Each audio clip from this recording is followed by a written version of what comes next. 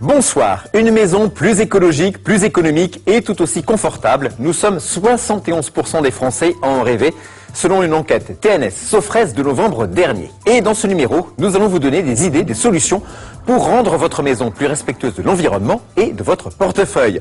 N'oubliez pas, en fin d'émission Notre Jeu, je vous poserai une question qui vous permettra peut-être de remporter la somme de 3 000 €, de quoi réaménager votre maison. Mais on commence tout de suite par le sommaire. Le vent, le soleil, l'eau, autant d'éléments naturels renouvelables et gratuits à exploiter. Mais comment arriver à les maîtriser pour fabriquer sa propre énergie? Voici toutes les astuces d'installation à réaliser chez soi pour profiter de ces énergies vertes. Ce revêtement-là, il va transformer directement la lumière en chaleur. On sait aujourd'hui que les plus grosses pertes d'énergie et donc d'argent sont dues à une mauvaise isolation. C'est pourquoi les fabricants se sont penchés sur la question et offrent une solution très simple et très économique à appliquer chez vous, l'isolation extérieure de votre maison. C'est le premier geste écologique que les Français sont prêts à accomplir dans leur maison, récupérer l'eau de pluie. Mais comment s'y prendre? Vous allez voir qu'il existe des systèmes innovants qui vous permettent d'utiliser cette eau de pluie aussi bien à l'extérieur qu'à l'intérieur. Économie garantie.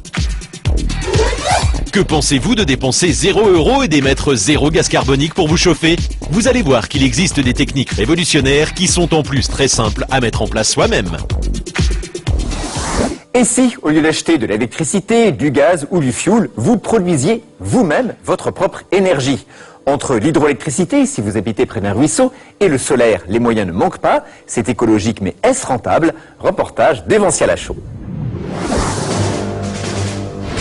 La force du vent, le rayonnement solaire, l'eau, ces ressources sont à portée de main, disponibles et gratuites. Il ne vous reste plus qu'à les exploiter pour créer votre propre énergie.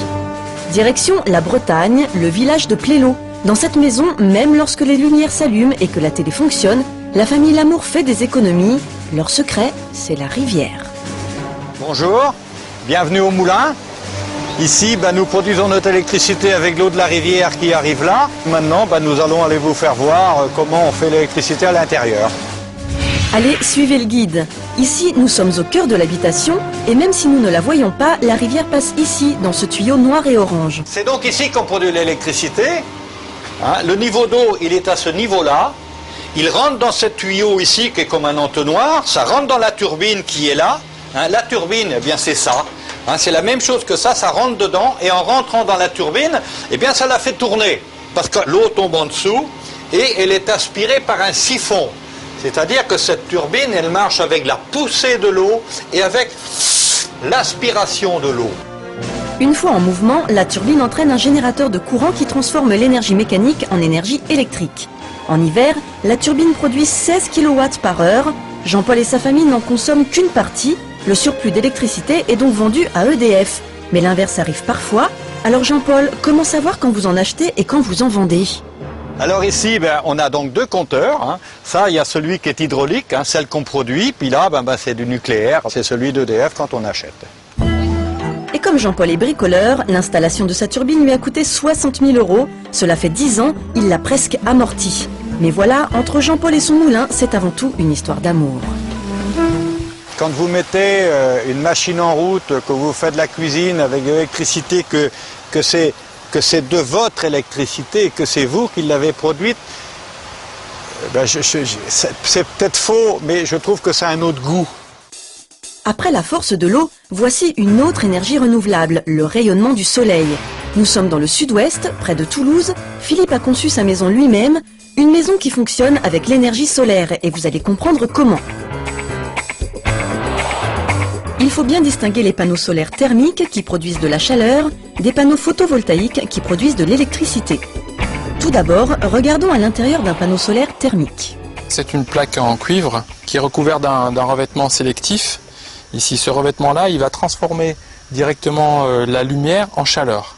On peut sentir que la plaque là est déjà très très chaude simplement par le fait qu'elle est exposée au rayonnement solaire. Sous la plaque, de l'eau circule. Une fois chauffée, elle est acheminée à l'intérieur de la maison.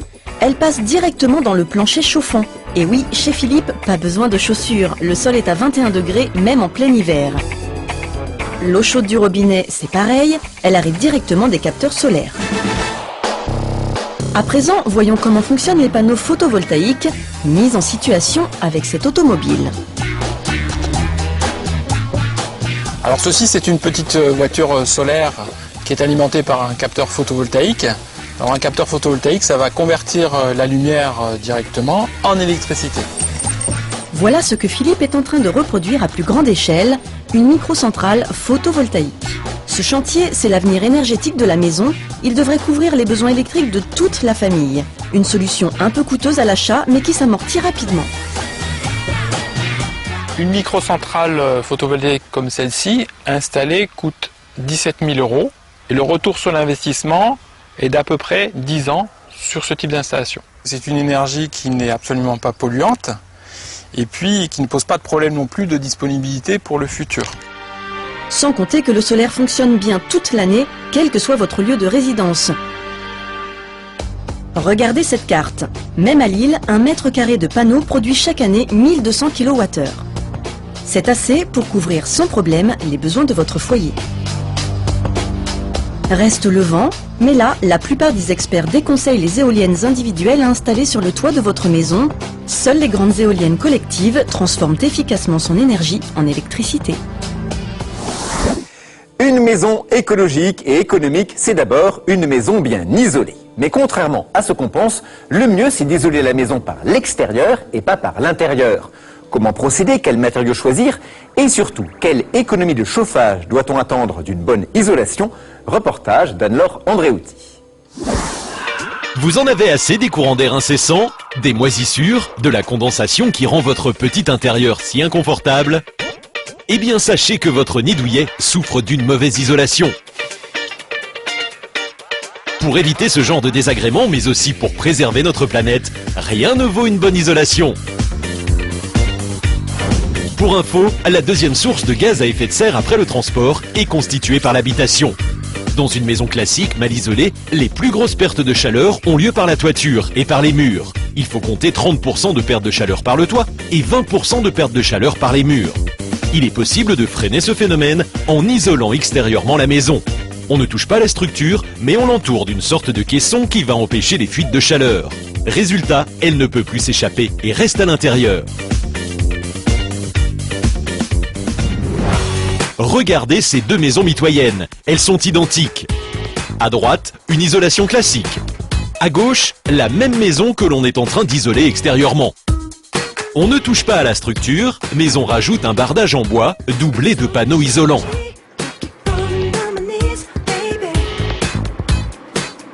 Retrouvons Éric Dubost qui a choisi cette solution. Une solution à la fois écologique et pratique. Cela évite de tout recasser à l'intérieur, de devoir refaire tous les placots, la séparation des murs et des cloisons. Donc on intervient extérieurement, on n'abîme rien et on peut donc isoler à moindre coût par l'extérieur avec ces panneaux en fibre de bois.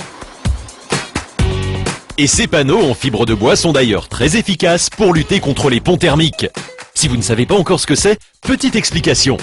Donc on a un mur bois et au pied de ce mur bois, nous avons donc du parpaing. Le froid qui est à l'extérieur de la maison va être rentré dans le béton et ensuite être amené à l'intérieur. Donc c'est ce qu'on appelle un pont thermique. Avec ces panneaux en fibre de bois, on va les appliquer donc à l'extérieur. Donc on a opéré une rupture de pont thermique en évitant que le froid aille à l'intérieur de la maison par l'intermédiaire d'un élément maçonné. Isoler sa maison à l'extérieur et surtout de manière écologique a bien évidemment un certain coût. Mais pas de panique pour votre porte-monnaie, votre investissement sera vite rentabilisé. Le surcoût économique que l'on va avoir dépensé, on va le récupérer en gain de chauffage au bout de 6-7 ans. Mais aussi, on va avoir une économie qui est importante puisque, étant donné qu'on a une meilleure isolation, on va pouvoir partir sur des chauffages qui sont plus basiques, des chauffages électriques, puisque ayant une surisolation, nous n'avons pas besoin de chauffer énormément pour maintenir une température ambiante agréable. Direction la banlieue de Rennes, où des propriétaires ont également décidé d'isoler entièrement leur maison par l'extérieur. Ici, on ne colle pas des panneaux isolants préfabriqués, mais on injecte un isolant entre la façade existante et le nouveau bardage. Et cette drôle de matière n'est autre que du papier recyclé. On l'appelle ouate de cellulose. C'est donc un écomatériau puisqu'il provient d'un recyclage. C'est un très bon isolant puisqu'à la base